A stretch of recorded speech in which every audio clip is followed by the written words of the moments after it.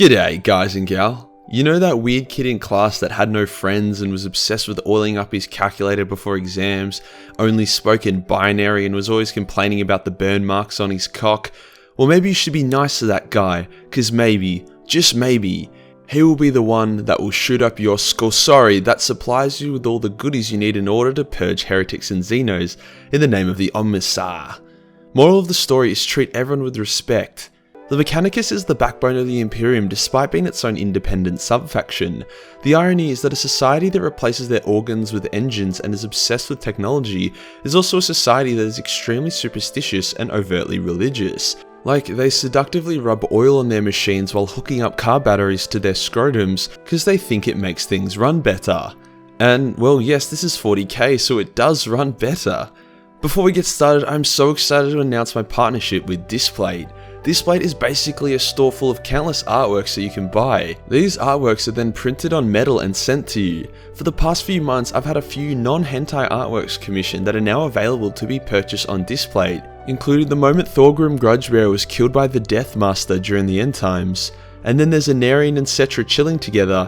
In my coming streams, I will cycle through some Displates in the background to show you what they look like. And if you're keen to buy one of them or just any Displate, then use my link in the description for a solid discount, starting with 20% off for the next 7 days. Buying a Displate through my link is currently one of the best ways to support me as a creator, while also adding value to yourself via some dope ass art. Today we'll discuss the origins of the Mechanicus and what they've been up to. We'll also discuss some of the more interesting characters and then talk about if their entire religion and philosophy is a lie, resulting in them potentially praising a Catan as their god. Whoops. Let's get into it. Before mankind reached for the stars or even created the first toaster, the God Emperor of mankind began preparing for a wild future ahead of him. He knew that one day he would need to rely on a supplier of war machines and technology if he was to clap the galaxy's cheeks. Hence, there was a large shard of the Void Dragon, a mega-powered Catan who had eaten dicks in the war against the Old Ones and Elder some time ago, on Earth for some apparent reason. The Big E was like, "Swiggity swaggity swooty, I'm coming for your draconian booty," and they fought. The Big E shoved his long, erect lance deep into the Void Dragon, causing heavy levels of penetration. Despite the victory, the Big E knew that attempting to destroy the Void Dragon shard would have serious consequences and would be quite the waste, hence he hauled its ass to Mars and locked him up. How did a medieval stage emperor fly a dragon to Mars, you might ask? The answer is shut the fuck up, stop asking. He's the emperor, he can do whatever he wants. The reasoning behind this is that despite being a dragon, old Voidy Boy was also an engineer who was extremely technologically savvy. Fair enough.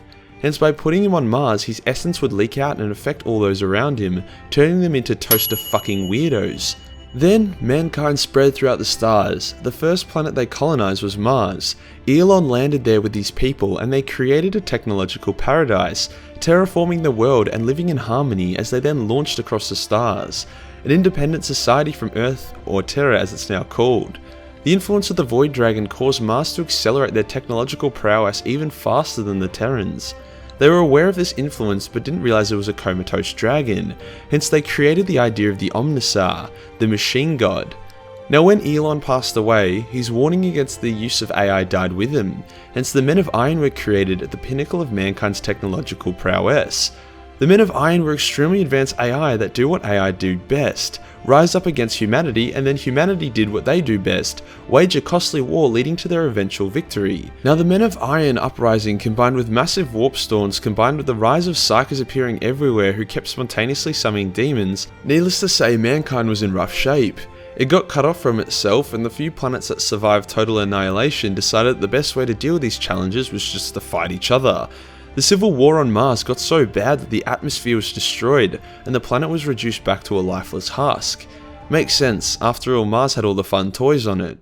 Whilst the Emperor was unifying Earth with his Space Marines, Custodes and Thunder Warriors, Mars was finally unified by the cult of the Machine God, the Mechanicum, who were a group of radically high religious dudes that replaced their organs with Legos and... Are you ready? I'm gonna say it. They put their wieners in toasters. Comedy. I want to kill myself. Just as the Emperor had planned. Now, the Emperor was a master at manipulating the human body and twisting it to a degree that it became extremely powerful. However, despite completing an engineering course in college, he didn't have the knowledge or resources to build massive fleets of ships or titans. Hence, he went to the Mechanicum and was like, "I am the Omnissiah." And they were like, "Beep, fuck you, boop, no you ain't, bitch, beep, boop." So he was like, "Bring me that which is most sacred to you, but is irreparably broken." Hence the Martians brought him the sacred wearing WCT-815 heavy-duty 4-slice toaster. "But Majorkill, you have said the toaster joke like 4 or 5 times now, it's getting really old." "Silence your ignorant toasted mouth, Timmy, before I bring the full might of the wearing WCT-815 heavy-duty 4-slice toaster upon you." Just because jokes are overused and can be considered unfunny doesn't mean I'm not trying to milk them like the degenerate I am. With a quick flick of his dick, the Emperor repaired the sacred device before saying, "I am the Omnissiah. Plus, I'll totally respect your twisted and weird religion as well as your sovereignty, and I'll also give you some navigators." And the Mechanicum was like, "Yeah, right. Here's our resources at your disposal." Although a number of Martians weren't happy with this and did not see the Emperor as the Omnissiah. Interestingly enough, at this point, the Imperium was all about atheism, something that the Mechanicum really wasn't about. So they basically just stuck their fingers in their ears and were like, "La la la la la, can't hear you," whenever someone tried to point out this hypocritical fact. At the end of the day, turning a blind eye to some weirdos that froth machines is a very small price to pay to be able to have titans. The Great Crusade then began with the Mechanicum acting as a supporting role, occasionally taking planets to act as new forge worlds, or even rediscovering long lost ones. The only time they really got their dicks wet was when an STC was discovered, which sounds like it is some kind of genital wart, but it was actually a blueprint to some old overpowered technology. See, due to the Mechanicum superstitions, most of them banned the use or study of alien technology, as well as the invention or innovation of new technology. Hence, pretty much the only times the Mechanicum would produce all new toys was when they discovered a blueprint, an STC, from the Dark Age of Technology, aka mankind at its peak. Now, there are some Martians who think that is retarded, and inventing stuff is cool, such as Carl. But for the most part, this is the reason to blame for mankind's hardcore technological regression. Hence, when an STC is discovered, or there are rumours of one existing, the Mechanicum rush in full force to where it is. Even the most minor STCs are treated like absolute gold. One time, a dude found an STC which has basically produced better combat knives, and as a reward he was given an entire planet. Eventually, Horus's crippling hair loss burns out his sanity, and he declares jihad on the Emperor, kicking off the Horus heresy and throwing the Imperium into turmoil. Horus knew he needed the support of the Mechanicum, hence he sent a diplomat to the Fabricated General, the literal and spiritual leader of the Mechanicum. He promised the Mechanicum total independence, completely removal of all restrictions, including the restriction preventing them from messing with AI, and he also gave them a couple STCs and the code to a vault full of seriously corrupted, overpowered tech. The Fabricated General was also a secret Big E hater and didn't think he was the Omnissiah, merely a pretender, hence he accepted the deal. And he was high-key right, the Emperor was 100% not the Omnissiah, and the great lie of Mars was the Emperor using the Void Dragon to accelerate their technology, and then when it was ready he just swept in and tricked them into giving it to him. A massive civil war ensued on Mars, called the Schism of Mars, where using the corrupted tech, sabotage and assassinations, as well as just all-out war, Mars fell to the traitors. The Mechanicum decided it needed to sound more evil, so it changed its name to the Dark Mechanicum. Ooh. Traitors attack Terra, Horus fights the Emperor kills Horus, but not before Horus kicks his ass so hard, the Emperor forever becomes a burden on the public healthcare system. The traitor legions run to the Eye of Terror, and the Dark Mechanicum is like, well, shit, as they are swiftly slaughtered by an extremely angry Imperium, as well as many loyalist tech priests who rise up against the Dark Mechanicum. The majority of the Mechanicum traitors are killed, with the rest running to the Eye of Terror or somewhere else in the galaxy. The Mechanicus is formed from the ashes of the Mechanicum, and their system is rebuilt. They get to keep their extremely heretical ideologies, however lost a lot of their sovereignty, becoming more of a powerful wing of the Imperium rather than a close ally. The Mechanicus would go on to feature really prominently over the next 10,000 years, engaging in a large variety of wars and their own unique way to fight them. It's the Mechanicus that usually accidentally wakes up Necron tomb worlds from getting too curious, and it's the Mechanicus that seemed to perform the best against the Tyranids. In one war against a tyrannic invasion, the Mechanicus was like, "Checkmate, bitch," and lit their atmosphere on fire, meaning all the Tyranid dropships ignited and turned into flaming meteors that killed the Tyranids on the ground. This, combined with their method of war being incredibly effective against the Nids, make them less than a delicious snack. A key figure of the Mechanicus, who was also a bit of a heretic, I mean the best people are, is Belisarius Cawl. Now the issue with replacing your body with robotic parts is that your personality doesn't really shine through, hence there aren't many interesting Mechanicus characters. Cawl was different. A fierce ally of the Emperor and acknowledged him as the Omnissiah, but was also not a fan of the Mechanicus refusing to innovate and invent. He also played with a lot of heretical technologies, including the art of soul merging, which basically was copying your mind over to a new body, a technique he learnt after absorbing the knowledge from an old colleague he killed. Eventually Cawl was recalled to Terra, to help a scientist, who worked on the Astartes project, achieve immortality through having his consciousness uploaded into Cawl's body. Cawl wasn't super down with this idea, but was left with no choice after the scientist shot his friend and promised to save him upon the upload. The scientist thought his willpower was strong enough to overpower Cawl's and become the dominant consciousness, but he was so wrong.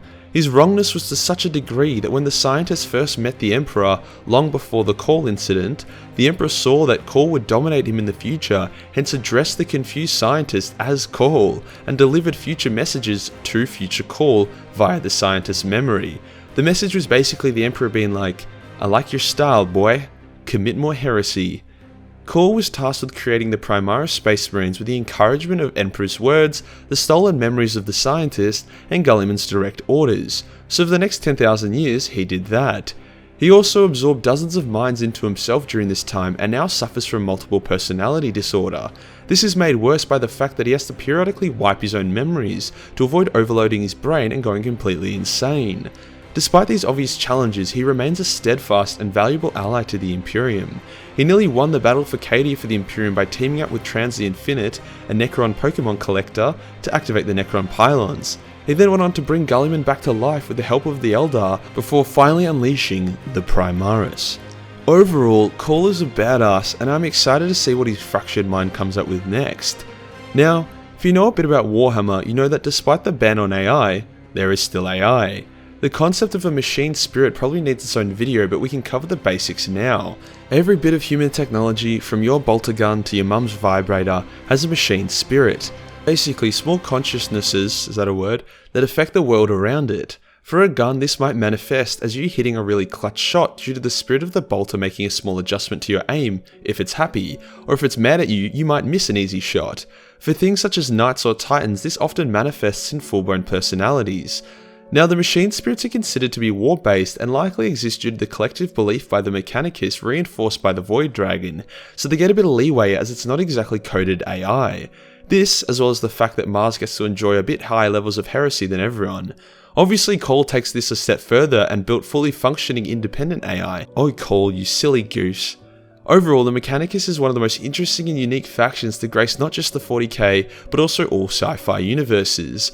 You would expect hyper-technological abominations who replace their flesh with metal and fuck kitchen appliances not to be the religious type, but this is 40k, where everyone hates the Tau because they try to use common sense in a galaxy void of logic. And, by the way, there is Mechanicus hentai on my Patreon. And that does us for today, guys. A look at the most helpful assholes in the Imperium, the Mechanicus. Remember guys, the Displate partnership is live and this is the only place you can get these original artworks commissioned by me. If you guys enjoyed this video and want to support the channel, then Patreon is the place to be. Only $1 gives you access to a boatload of Warhammer hentai, with $10 giving you access to the Majorkill hentai calendar. Hit the subscribe button, then hit the real subscribe button for more toast to fucking content. Join the Discord for more memes, and I'll see you in the next one. Peace.